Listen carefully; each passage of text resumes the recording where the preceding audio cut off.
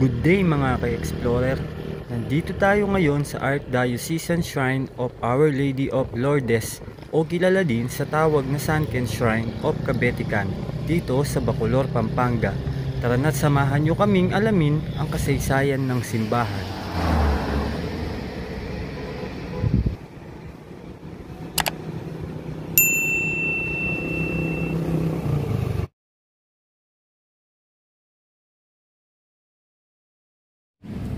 Ang Cabetican ay isang barangay na matatagpuan sa Bacolor, Pampanga.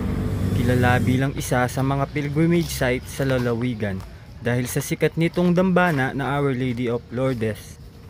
Ang dambana ng Cabetican ay isang sentro ng debosyon kung saan maraming mga himala, lalo na ang mga himala ng pagpapagaling sa pamamagitan ng Birhen at patuloy na nangyayari hanggang sa kasalukuyan. Ang magandang imahe ng Nuestra Señora de Lourdes de Cabetican ay isang detalyado na imahe batay sa mga pangitain ni Saint Bernadette Saburius noong 1858. Sa larawang ito, ang imahe ay nakasuot ng all-white robe at may mga gintong lining sa kanyang belo at sa dulo ng kanyang damit. Nakasuot siya ng asul na sintas sa kanyang baywang na may dalawang mahabang dulo, isang rosaryo sa kanyang kamay. Ang kanyang mga kamay ay nakaposisyon na nananalangin at ang kanyang ulo ay nakatingala sa langit. Nakatayo ang Birhen sa mga bato at nakatakip ang kanyang mga paa. May mga gintong rosas at nakangiting mukha habang siya ay nakatingin sa itaas. Ang mukha ay nagbibigay ng matingkad na paglalarawan kung paano sinagot ng Birhen si Saint Bernadette sa kanyang mga tanong tungkol sa kanyang pagkakakilanlan bilang The Immaculate Conception. Ang imahe ay mayroon ding diagnostic 12 estrellas at kung minsan ay nagsusuot siya ng korona at puting lace veil sa mga espesyal na okasyon, lalo na sa araw ng kanyang kapistahan.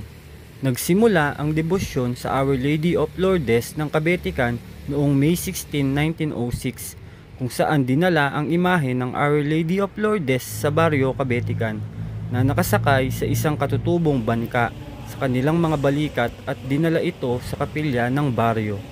Noong panahong iyon, ang patron ng Cabetican ay si San Nicolas de Tolentino na hanggang ngayon ay kasama ng Birhen. Ang orihinal na kapilya ng baryo ay gawa sa magaan na materyales, nipa, kawayan at kahoy. Nang maglaon, ito ay muling itinayo sa isang semi-konkretong istruktura gamit ang matibay na materyales tulad ng matigas na kahoy, simento at bakal para sa bubong nito. Noon, ang Cabetican ay isang rural na lugar. Karamihan sa mga naninirahan dito ay mga magsasaka at karpintero at malaking bilang na mahihirap at walang trabaho. Nang dumating ang imahe ng Birhen, unti-unting napalaya ang Cabetican mula sa katayuan nito bilang isang hindi kilalang lugar. Maraming residente ang napaunlad ang kanilang kabuhayan. Ang mga mahihirap na walang trabaho ay nakahanap ng mga mapagkukunan upang mapabuti ang kanilang buhay. Nagbebenta ng mga kandila sa mga deboto na dumadalo sa mga misa. Mula nang dumating ang imahen sa Cabetican, maraming mga himala ang naiugnay sa kanya at ang mga pinakatanyag na himala na nakasulat sa mga talaan ng dambana. Isa sa pinakakilala ay ang kay Miss Maria Rojas. Nabali umano ang kanyang kamay at hindi niya ito maigalaw. Pagkatapos ng kanyang nobena sa Our Lady of Lourdes, gumaling ang kanyang kanang kamay at muli na siyang nakatugtog ng piano.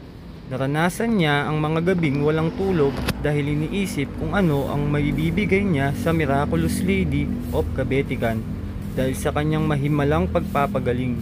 Biglang pumasok sa isip niya na ang mga hiyas na minana niya sa kanyang ina ay ginawang isang set ng korona at kalaunan ay inilagay sa ulo ng mapaghimalang imahen. Sinasabing noong Bataan Death March, April 1942, napakaraming bilang ng mga bilanggo ng digmaan ang nakatakas sa paligid ng Cabetican nang hindi nakita ng mga gwardya ng Hapon. Pagkatapos ng ikalawang digmaang pandaigdig, nagkagulo ang lalawigan ng Pampanga. Ang mga nangungupahan sa sakahan ay nagkaroon ng kaguluhan sa agraryo. Madalas na nangyayari ang mga sagupaan sa pagitan ng mga pwersa ng gobyerno at non-government. Si Bishop Cesar Maria Guerrero ay nakahanap ng hindi marahas na solusyon sa problema para maibalik ang kapayapaan at kaayusan ng lalawigan. Nag-isip siya ng isang ideya na naging kilala bilang La Concordia Pilgrimage, at dahil dito ay nabalik ang kaayusan ng lalawigan. Matapos ang marahas na pagputok ng Mount Pinatubo noong 1991, halos mabura sa mapa ang Barangay Kabetikan dahil sa pag-atake ng lahar na nagmumula sa dalisdis ng Mount Pinatubo.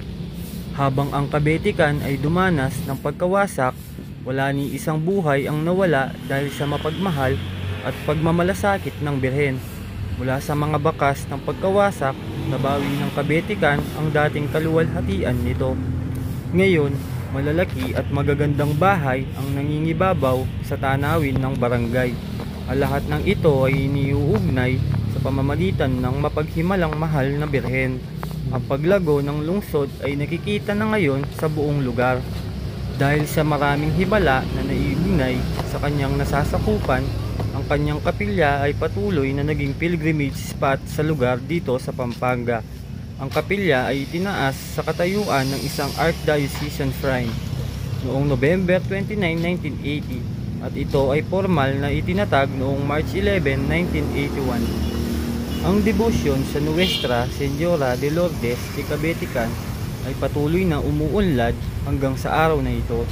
Patuloy na dinadagsa ng mga tao ang kanyang dambana, lalo na sa araw ng kanyang kapistahan tuwing February 11. Ang unang araw ng kanyang pagpapakita kay Saint Bernadette na siyang araw na pinili ng simbahan. Sa debosyon na ito sa mahal na Birhen, pinakita ng mahal na Birhen ang kanyang sarili na isang lunas sa ating mga paghihirap at isang lunas para sa ating mga malubhang dinaranasan at sa mga nagagawa nating mga kasalanan. Bilang Immaculate Conception, siya ang perpektong babae, ang pinakadalisay sa lahat ng ina. Ang kanyang kadalisayan at pagsunod sa makapangyarihang Diyos ay isang halimbawa para sa ating lahat.